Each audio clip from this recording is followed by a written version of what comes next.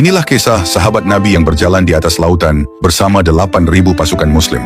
Pada masa kekhalifahan Abu Bakar As-Siddiq radhiyallahu anhu, seorang sahabat mulia bernama Al-Ala bin Hadrami diutus memimpin pasukan kaum muslimin menuju Bahrain untuk menghadapi kaum murtad.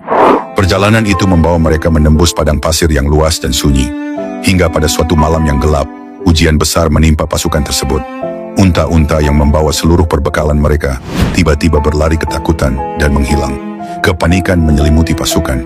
Mereka sadar, tanpa air di tengah padang pasir, seakan kematian sangat dekat. Dengan wajah cemas, mereka mendatangi Ala bin Hadrami dan berkata, "Kami terjebak di tengah padang pasir tanpa air. Jika kami bertahan hingga esok hari, kami hanya akan menunggu ajal." Mendengar itu, Al-Ala berdiri dengan ketenangan yang menenangkan hati. "Jangan takut. Bukankah kalian orang-orang beriman? Bukankah kalian berjuang di jalan Allah? Demi Allah, Dia tidak akan menelantarkan kalian."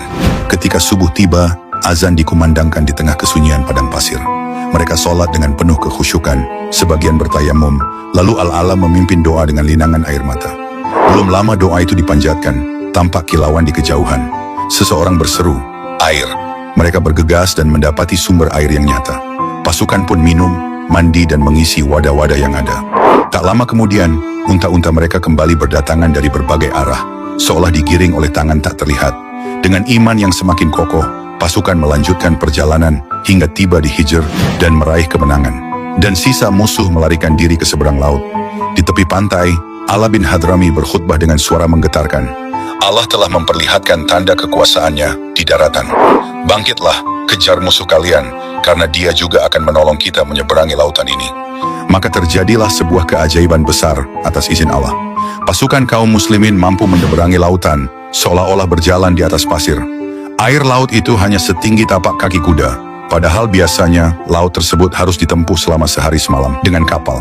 Sebanyak 6.000 pasukan berkuda dan 2.000 pasukan yang berjalan kaki tiba di daratan dengan selamat tanpa kekurangan apapun. Dengan penuh keberanian, mereka mengejar musuh dan tidak membiarkan satu orang musyrik pun melarikan diri. Musuh berhasil ditaklukkan, sebagian ditawan dan harta rampasan perang pun diperoleh. Setelah kemenangan diraih, pasukan muslimin kembali menyeberangi laut dengan cara yang sama. Kisah ini menjadi bukti nyata bahwa pertolongan Allah selalu dekat bagi hamba-hambanya yang beriman, bersabar dan sepenuhnya bertawakal kepadanya.